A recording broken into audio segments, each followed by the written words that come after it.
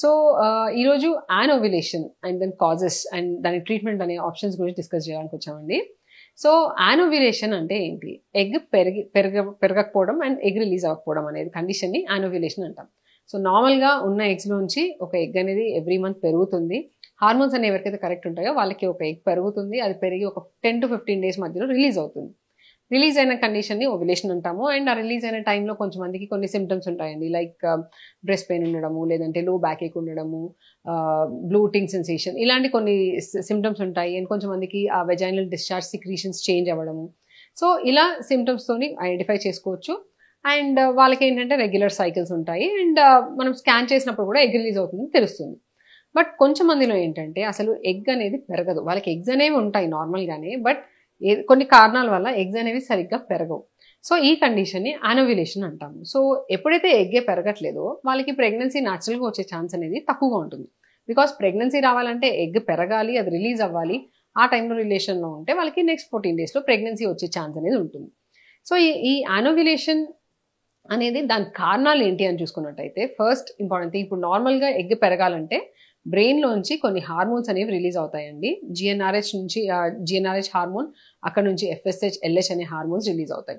అవి వచ్చి ఓవరీ మీద యాక్ట్ చేస్తే ఓవరీలోంచి ఒక ఎగ్ అనేది పెరుగుతుంది.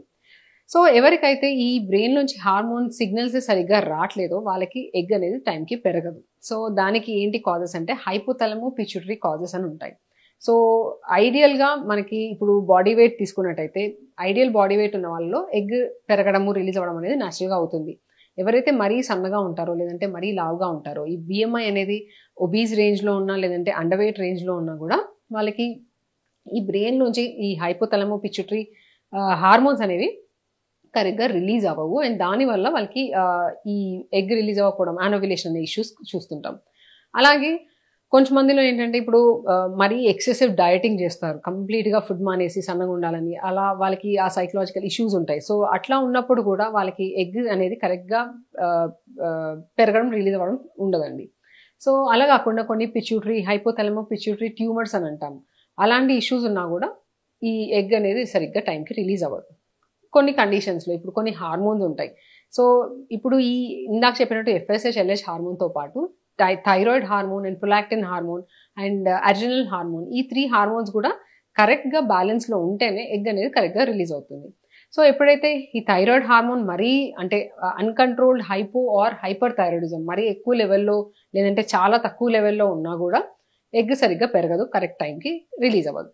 అలాగే ప్రొలాక్టిన్ అనే హార్మోన్. సో ప్రొలాక్టిన్ హార్మోన్ అనేది ఎక్కువగా ఉందనుకోండి, హైపర్ ప్రొలాక్టినేమియా అంటాము. సో దానికి రకరకాల కాజెస్ ఉంటాయి. బికాస్ ఆఫ్ టాబ్లెట్స్, ఏదైనా కొన్ని సైకలాజికల్ టాబ్లెట్స్, యాంగ్జైటీ టాబ్లెట్స్, లేదంటే కొన్ని టాబ్లెట్స్లో ఇది పెరగడం చూస్తుంటాము. అలాగే కొన్నిసార్లు ఏంటంటే పిట్యూటరీ గ్లాండ్లో ఏదన్నా మాస్ లాగా ఉండడం, pituitary micro and micro adenoma అంటాం. సో ఇలాంటి కండిషన్స్లో కూడా ఈ ప్రొలాక్టిన్ అనే హార్మోన్ పెరుగుతుంది.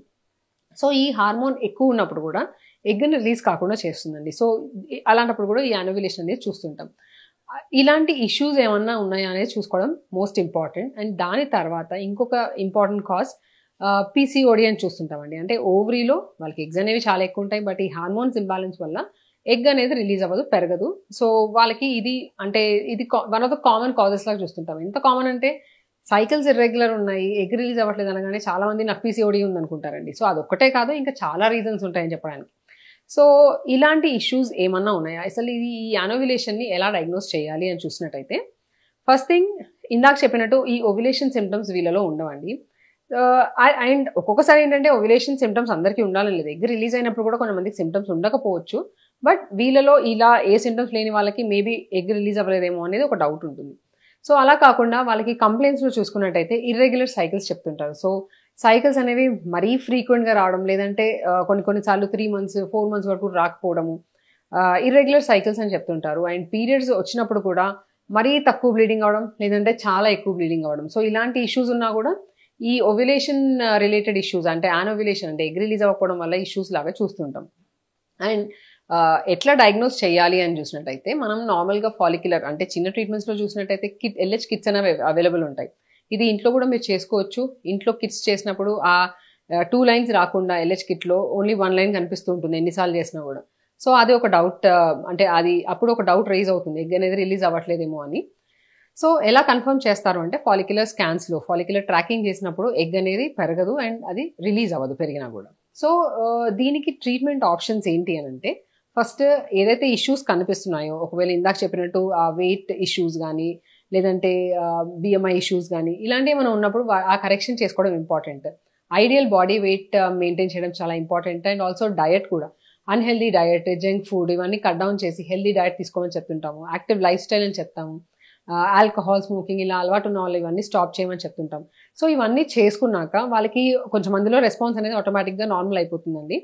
బట్ స్టిల్ ఒక్కొక్కసారి ఇప్పుడు అంటే ఇంకా ఈ మెడికల్ కండిషన్స్ ఇందాక చెప్పినట్టు ఈ థైరాయిడ్ హార్మోన్, ప్రొలాక్టిన్ హార్మోన్ ఇవి అన్కంట్రోల్ ఉన్నప్పుడు వాటికి ట్రీట్మెంట్స్ అనేవి డాక్టర్ని సంప్రదించినట్టయితే వాళ్ళు ట్రీట్మెంట్స్ అడ్వైస్ చేస్తారు.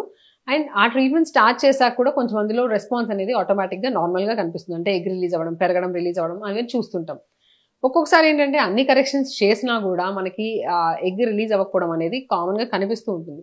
సో అలాంటప్పుడు ఓవ్యులేషన్ ఇండక్షన్ డ్రగ్స్ అంటే ఓరల్ ఓవ్యులోజన్స్ అనేవి ఫస్ట్ లైన్ ఆఫ్ ట్రీట్మెంట్ లాగా చెప్తామండి. సో దానిలో ఏంటంటే కొన్ని టాబ్లెట్స్ ఇవ్వడం జరుగుతుంది. పీరియడ్ రాగానే పీరియడ్ డే 2, డే 3 నుంచి ఒక 5 to 10 days టాబ్లెట్స్ ఉంటాయి. సో ఈ టాబ్లెట్స్ పెట్టినప్పుడు జనరల్గా కొంచెం మందిలో ఎగ్ రెస్పాన్స్ అనేది పెరగడం చూస్తూ ఉంటాం. ఒకవేళ దీంతో కూడా రెస్పాన్స్ రావట్లేదు అన్నప్పుడు డోస్ పెంచుకోవడం కానీ లేదంటే గొనాడోట్రోపిన్ ఇంజెక్షన్స్ ఏవైతే ఇందాక చెప్పిన FSH, LH అనే ఇంజెక్షన్స్ ఉంటాయో అవి ఇవ్వడం జరుగుతుందండి. సో ఈ ఇంజెక్షన్స్లో చాలా మందికి రెస్పాన్స్ అనేది చూస్తుంటాం. కొన్ని కండిషన్స్లో ఎస్పెషలీ ఇప్పుడు PCOS అనేది చాలా రెసిస్టెంట్గా ఉంది, రెస్పాన్స్ అనేది రావట్లేదు అన్నప్పుడు వాళ్ళకి higher treatment options like even drilling కానివ్వండి లేదంటే IVF ఆప్షన్స్ లాంటివి అడ్వైస్ చేస్తాం. సో ఒకవేళ ఎగ్ రెస్పాన్స్ అనేది ఈ ట్రీట్మెంట్స్తోని బాగానే ఉంది అంటే కరెక్షన్ అంతా అయినప్పుడు బాగానే ఉంది అన్నప్పుడు వాళ్ళు నేచురల్గా ప్రెగ్నెన్సీ అనేది ప్లాన్ చేస్తారు. అండ్ ప్రెగ్నెన్సీ వస్తే ఓకే, రాలేనప్పుడు వాళ్ళకి నెక్స్ట్ హయ్యర్ ట్రీట్మెంట్ ఆప్షన్స్ అనేవి అడ్వైస్ చేస్తాం. సో ఇదండి. ఇంకా ఈ టాపిక్ గురించి మీకు ఏమైనా డౌట్స్ ఉంటే మమ్మల్ని సంప్రదించవచ్చు. Thank you.